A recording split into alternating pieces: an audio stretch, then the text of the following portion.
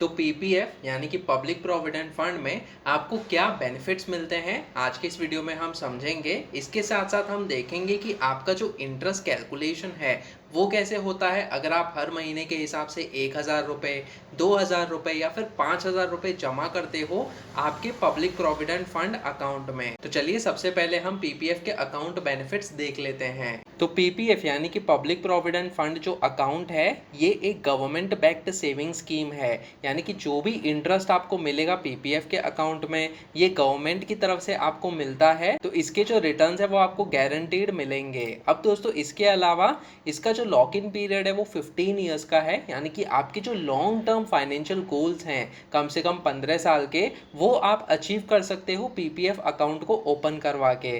ध्यान रखिएगा कि जब भी हम सेविंग या फिर इन्वेस्टिंग करते हैं लॉन्ग टर्म के लिए हमारा कोई फाइनेंशियल गोल जो है उसके साथ हमें ये जो इन्वेस्टमेंट है उसको लिंक करना चाहिए ताकि टाइम के साथ वो जो गोल है हमारा वो अचीव हो जाए। तो 15 साल का लॉक इन पीरियड होने वाला है। इसके अलावा आपको इनकम टैक्स बेनिफिट्स भी मिलेगा पीपीएफ के अकाउंट में। सेक्शन 80C के तहत आप 1.5 लाख रुपए तक एज ए डिडक्शन क्लेम कर सकते हो ओल्ड रेजिम के हिसाब से।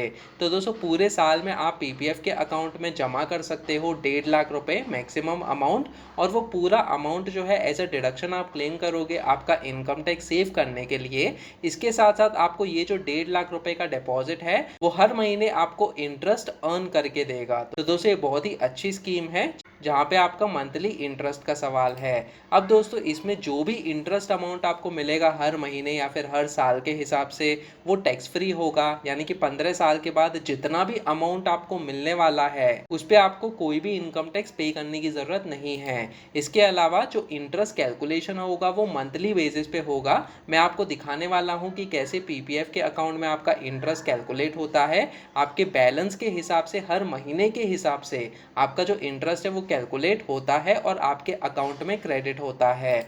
अब दोस्तों इसके अलावा आपको ईयरली कंपाउंडिंग होगा।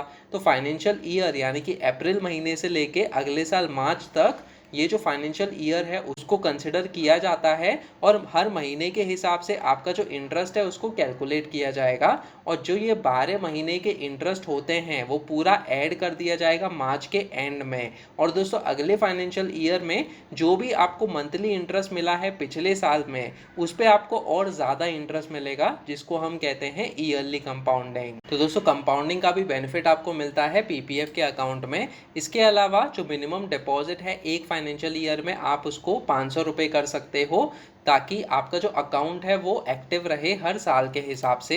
मैच्योरिटी अमाउंट जो है वो टैक्स फ्री होगा, जैसे कि मैंने आपको बताया कि इंटरेस्ट अमाउंट टैक्स फ्री है तो पूरा जो मैच्योरिटी अमाउंट मिलेगा 15 साल के बाद वो भी टैक्स फ्री होने वाला है। इसके अलावा आप इसमें से पार्शियल विड्रॉवल भी कर सकते हो। तो 5 साल या फिर 10 साल के बाद अगर आपको पैसों की ज़रूरत है तो आप इसमें से थोड़ा सा जो अमाउंट है उसको विड्रॉ कर सकते हो आपके पीपीएफ अकाउंट में से। तो ऐसा नहीं कि 15 साल तक आप इस अमाउंट को छू नहीं सकते, लेकिन कुछ परसेंटेज होता है दोस्तों जिसके हिसाब से आप सिर्फ उतना ही अमाउंट विड्रॉ कर सकते हो आपके पीपीएफ के अकाउंट में से। इसके अलावा जो पीपीएफ का डिपॉजिट्स है जो बैलेंस है उसके अगेंस्ट आप लोन भी ले सकते हो। तो अगर आपको पैसों की ज़रूरत है लेकिन आपको जो पीपीएफ का बैलेंस है उसको माइनस नहीं करवाना, आपको पार्शियल विड्रॉवल नहीं करवाना, तो दोस्तों आप लोन ले सकते हो बैंक की तरफ से जो कि थोड़ा सा एक्स्ट्रा इंटरेस्ट रेट पे आपको मिलेगा। तो इस तरीके से ये वाला जो लोन का बेनिफिट है आपको वो भी मिलता है पीपीएफ के अकाउंट में। और फिर दोस्तों 15 साल के बाद आप इसको एक्सटेंड भी करवा सकते हो आपके पीपीएफ के अकाउंट को 5 साल के टाइम पीरियड के लिए, जिसमें आपको ऑप्शन दिया जाता है कि क्या आपको हर साल के हिसाब से डिपॉजिट करना है या नहीं करना है। तो दोस्तों 15 साल के बाद इतना अच्छा खासा अमाउंट आपके पीपीएफ अकाउंट में आ जाता है कि हर महीने के हिसाब से अगर आप डिपॉजिट न करो तो भी आपको हर महीने इंटरेस्ट मिलते रहेगा। तो चलिए अब हम इंटरेस्ट कैलकुलेशन एग्जांपल्स को देखते हैं कि कैसे आपके पीपीएफ अकाउंट में हर महीने के हिसाब से इंटरेस्ट कैलकुलेट होता है। तो दोस्तों यहाँ पे ये वाला एक्सेल को हम हम यूज़ करने वाले हैं, जैसे कि आप देख सकते हो हर महीने के हिसाब से हम 1000 रुपये डिपॉजिट करेंगे हमारे पीपीएफ के अकाउंट में। हमने ये अज्यूम किया है कि 7.1% का इंटरेस्ट रेट जो अभी करंटली चल रहा है, जब मैं ये वीडियो बना रहा हूँ, उसको हम कंसिडर करने वाले हैं कि पूरे 15 साल में आपका जो मंथली इंटरेस्ट है वो कैलकुलेट होने वाला है। तो पहले साल में आपका टोटल डिपॉजिट्स 12,000 रुपये हो जाता है, दूसरे साल में 24,000 रुपये, और इसी तरीके से 15 साल तक अगर आप 1,000 रुपये डिपॉजिट करते हो तो 1,80,000 रुपये हो जाएगा टोटल डिपॉजिट। अब दोस्तों ये ज़रूरी नहीं कि आप हर महीने के हिसाब से 1,000 रुपये ही डिपॉजिट करो। आप कुछ महीनों में 500 रुपये डिपॉजिट कर सकते हो, कुछ दूसरे महीने में 2,000 रुपये, 5,000 रुपये, जैसे आप एफर्ड कर सकते हो। जितना डिपॉजिट करना है उसके हिसाब से आप पीपीएफ के अकाउंट में डिपॉजिट कर सकते हो।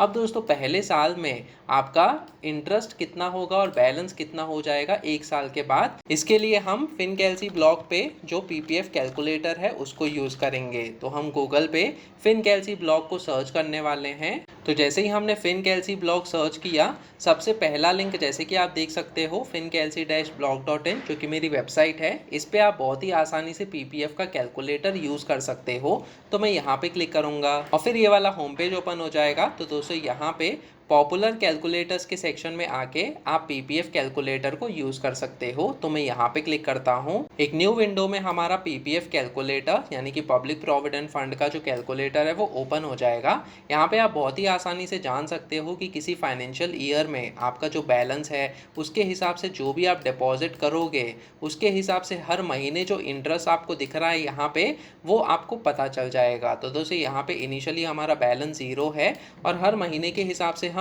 1,000 रुपये को डिपॉजिट करेंगे। तो इसी तरीके से हमने अप्रैल के महीने में स्टार्ट किया और फिर ये हर महीने मैं ये सेम अमाउंट जो है इसको मेंशन कर देता हूँ। पूरे फाइनेंशियल ईयर में अगले साल जो मार्च का महीना है वहाँ तक हमने डिपॉजिट किया हुआ है। तो टोटल बैलेंस हमारा 12,000 रुपये हो गया पूरे साल के हिसाब से। अब दोस्तों ध्यान रखिएगा कि हम यहाँ पे जो डिपॉजिट कर रहे हैं वो 5 तारीख से पहले कर रहे हैं। तो 5 तारीख या फिर उससे पहले करने का एडवांटेज ये होता है कि जो आप डिपॉजिट करोगे वो उसी महीने के लिए बैलेंस में ऐड कर दिया जाएगा और उसी महीने में आपको वो वाला इंटरेस्ट जो है वो मिल जाएगा। अब 5 तारीख के बाद अगर आपने ये 1,000 रुपये डिपॉजिट किया तो आपको अगले महीने में उसका इंटरेस्ट मिलेगा। तो एग्जांपल के तौर पे अगर मैं आपको बताऊं 65.08 का जो इंटरेस्ट आपको मिल रहा है यहाँ पे, तो यहाँ पे 5 तारीख के बाद अगर आपने किया तो यहाँ पे 0 मेंशन करना होगा, यानी कि 59.17 आपको मिलेगा और फिर अगले महीने आपका 2,000 रुपीज़ डिपॉजिट हो जाएगा।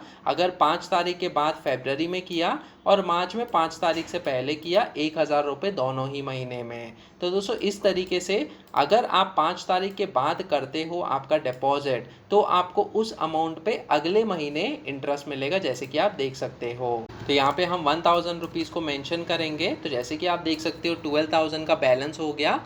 टोटल इंटरेस्ट जो है वो आपको 462 रुपीज़ मिलेगा इस फाइनेंशियल ईयर में और आपका टोटल बैलेंस हो जाएगा 12,462 रुपीज़। ये वाला जो इंटरेस्ट अमाउंट है दोस्तों वो आपके टोटल डिपॉजिट में ऐड हो जाता है। अब बहुत ही इंपॉर्टेंट चीज़ कि जो टोटल बैलेंस हो गया वो आपको एज अ बैलेंस यहाँ पे मेंशन करना होगा दूसरे फाइनेंशियल ईयर के लिए। तो दोस्तों जैसे ही हमने यहाँ पे बैलेंस में ये वाला अमाउंट मेंशन किया, अब जैसे ही आपने 1,000 रुपये डिपॉजिट किए तो 13,000 की जगह 13,462 रुपीज़ पे आपका इंटरेस्ट कैलकुलेट होगा। तो जो पिछले साल आपको इंटरेस्ट मिला था उसको भी कंसिडर किया जाएगा इस साल में हर महीने के हिसाब से इंटरेस्ट कैलकुलेट करने के लिए। तो ये बहुत ही इंपॉर्टेंट चीज़ है। इसी चीज़ को हम कहते हैं ईयरली कंपाउंडिंग, यानी कि इंटरेस्ट पे इंटरेस्ट मिलना। तो दोस्तों दूसरे साल में आपका 1346 का जो इंटरेस्ट है वो हो जाता है और टोटल बैलेंस यहाँ पे 25,808 हो जाता है। अब तीसरे साल में वापस से ये वाला बैलेंस जो है वो हम अपडेट करेंगे।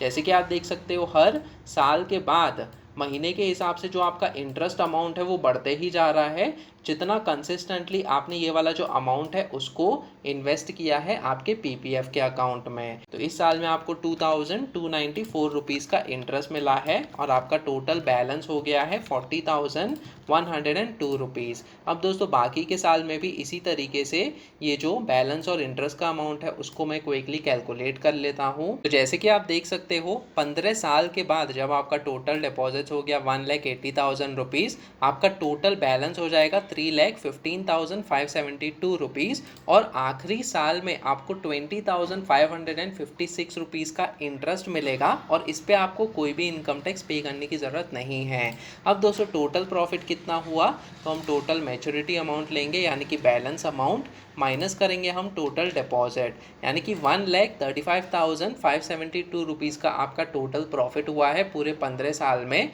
मात्र 1,000 रुपये आपने कंसिस्टेंटली डिपॉजिट किया है आपके पीपीएफ के अकाउंट में और हमने ये अज्यूम किया है कि 7.1% का इंटरेस्ट रेट आपको मिला है हर साल के हिसाब से। तो जैसे कि आप देख सकते हो यहाँ पे आखिरी साल में हर महीने के हिसाब से आपको लगभग 1,700 रुपये का मंथली इंटरेस्ट मिल रहा है दोस्तों, जो कि अच्छा खासा इंटरेस्ट है क्योंकि आपका जो बैलेंस है वो अच्छा खासा बैलेंस हो गया है पूरे 15 साल में जब आपने कंसिस्टेंटली पीपीएफ के अकाउंट में डिपॉजिट किया है। अब 15 साल के बाद जैसे मैंने आपको कहा कि या तो आप डिपॉजिट को कंटिन्यू कर सकते हो या फिर आप बिना डिपॉजिट के भी आपका जो अकाउंट है उसको एक्सटेंड करवा सकते हो, यानी कि इस टोटल बैलेंस पे आपको और इंटरेस्ट मिलते जाएगा हर महीने के हिसाब से। अब दोस्तों इसके अलावा आप यहाँ पे पीपीएफ का जो एक्सेल कैलकुलेटर है उसको भी डाउनलोड कर सकते हो। जैसे कि आप देख सकते हो यहाँ पे इसी कैलकुलेटर के पेज पे मैंने यहाँ पे बटन दिया है डाउनलोड पीपीएफ एक्सेल। तो जैसे ही आपने ये एक्सेल कैलकुलेटर डाउनलोड किया कुछ इस तरीके से आपको ऑफलाइन मोड में आप ये पीपीएफ का एक्सेल कैलकुलेटर यूज़ कर सकते हो। तो दोस्तों इसकी क्या खासियत है कि आपका जो भी बैलेंस है आप यहाँ पे मेंशन कीजिएगा। तो समझो आखिर के साल में आप जैसे कि देख सकते हो यहाँ पे आपका जो बैलेंस है वो 2,83,016 रुपीज़ है। तो इस चीज़ को हम यहाँ पे मेंशन करेंगे 2,83,016 रुपीज़ और हर महीने के हिसाब से आपका डिपॉजिट हो रहा है 1,000 रुपये के हिसाब से। तो दोस्तों हर महीने जैसे ही आपने 1,000 रुपये डिपॉजिट किया 5 तारीख या फिर उससे पहले यहाँ पे हमने कंसिडर किया है 7.1% का इंटरेस्ट रेट है, तो आपको हर महीने के हिसाब से इतना इंटरेस्ट मिल रहा है, ये आप जान सकते हो इस एक्सेल कैलकुलेटर में। इसके अलावा यहाँ पे अगर आप किसी भी महीने में 5 तारीख या फिर उससे पहले डिपॉजिट नहीं कर पाए, समझो मई के महीने में आपने 5 तारीख के बाद किया, तो सिंपली आपको यहाँ पे आके बिफोर के जगह आफ्टर करना है और एंटर पे प्रेस करना है। तो उस महीने के लिए जैसे कि आप देख सकते हो आपको इस वाले बैलेंस पे जो इंटरेस्ट है वो मिलने वाला है। तो इस तरीके से ये एक्सेल कैलकुलेटर आपको मदद करेगा जो भी तारीख में आप डिपॉजिट करोगे उसके हिसाब से इंटरेस्ट कैलकुलेट करने के लिए। इसको हम बिफोर 5th कर देते हैं और समझो किसी भी क्वार्टर में आपका इंटरेस्ट रेट बदलता है तो दोस्तों पीपीएफ के अकाउंट में हर 3 महीने के बाद जो गवर्नमेंट है उनकी तरफ से इंटरेस्ट रेट को अपडेट किया जाता है। वैसे तो पिछले 2-3 सालों में 7.1% का इंटरेस्ट रेट चल रहा है, लेकिन अगर फ्यूचर में इंटरेस्ट रेट बदलता है तो आप यहाँ पे आके सिंपली जुलाई से लेके सितंबर के क्वार्टर में समझो 7.5 हो गया आपका इंटरेस्ट रेट, तो यहाँ पे आपको 7.5 मेंशन करना है। तो अपने आप आपका जो इंटरेस्ट कैलकुलेशन है वो यहाँ पे हो जाएगा। तो जैसे कि आप देख सकते हो आपका जो इंटरेस्ट है वो इंक्रीज हो गया है। तो इस तरीके से आप ये एक्सेल कैलकुलेटर को भी यूज़ कर सकते हो ये जानने के लिए कि आपका पीपीएफ के अकाउंट में कितना इंटरेस्ट हो सकता है। अब दोस्तों यहाँ पे जैसे ही आप डाउनलोड पीपीएफ एक्सेल पे क्लिक करोगे एक न्यू विंडो में ये वाला पेज ओपन हो जाएगा। अब दोस्तों क्योंकि ये वेबसाइट और एक्सेल कैलकुलेटर को बनाने में और मेंटेन करने में मेहनत और चार्जेस भी लगते हैं, तो आप एक मिनिमम फ़ी यानी कि 29 रुपीज़ की मदद से ये वाला एक्सेल कैलकुलेटर डाउनलोड कर सकते हो। तो ये चीज़ मुझे मोटिवेट भी करेगी ताकि आगे आने वाले टाइम में मैं आपके लिए और अच्छा कंटेंट बना सकूं। इसके अलावा दोस्तों इसी वेबसाइट पे मैंने यहाँ पे एक्सेल डाउनलोड का जो लिंक है वो भी दिया है, तो आप ऑल इन वन कैलकुलेटर को भी डाउनलोड कर सकते हो। जैसे कि आप देख सकते हो 99 रुपीज़ में आपको ये सारे कैलकुलेटर्स मिल जाएंगे, जैसे कि income tax, SIP calculator, home loan, car loan, SWP यानी कि systematic withdrawal plan, step up SIP calculator, PPF calculator और जितने भी कैलकुलेटर्स हैं वो आपको यहाँ पे इस एक कैलकुलेटर में मिल जाएगा, जिसका लिंक आपको यहाँ पे मिल जाएगा मेरी वेबसाइट पे। तो इस तरीके से आपको कई सारे बेनिफिट्स यानी कि फ़ायदा मिल सकता है आपके पीपीएफ के अकाउंट में, अगर आप कंसिस्टेंटली हर महीने के हिसाब से डिपॉजिट करते हो पब्लिक प्रोविडेंट फंड में। अब दोस्तों पीपीएफ या फिर एसआईपी, इसमें से कौन सा बेटर ऑप्शन है आपके लिए, इसके लिए मैंने अलग से वीडियो बनाया है जिसका लिंक आपको डिस्क्रिप्शन सेक्शन में मिल जाएगा। तो आप उस वीडियो को भी चेक कीजिएगा ताकि आपको पता चल सके कि क्या आपको एसआईपी के जरिए म्यूचुअल फंड में निवेश करना चाहिए या फिर पीपीएफ में निवेश करना चाहिए। वीडियो पसंद आया तो प्लीज़ इस वीडियो को लाइक कीजिए और शेयर कीजिए अपने दोस्तों के साथ। आप मेरा व्हाट्सएप ग्रुप और टेलीग्राम ग्रुप भी ज्वाइन कर सकते हो जिसमें हम latest personal finance related news और टॉपिक्स के बारे में डिस्कस करते रहते हैं। ये दोनों ग्रुप्स के लिंक मैंने डिस्क्रिप्शन सेक्शन में दिए हुए हैं। अगर आप इस चैनल पे नए हो तो सब्सक्राइब कीजिए मेरे यूट्यूब चैनल फिनकेलसी टीवी को। सब्सक्राइब करते समय बेल आइकन को भी दबाइए ताकि आगे आने वाली ऐसी वीडियोस आप देख सकें। फिर मिलेंगे किसी और पर्सनल फाइनेंस टॉपिक को लेकर, तब तक के लिए आप ये वाले वीडियोस देखो।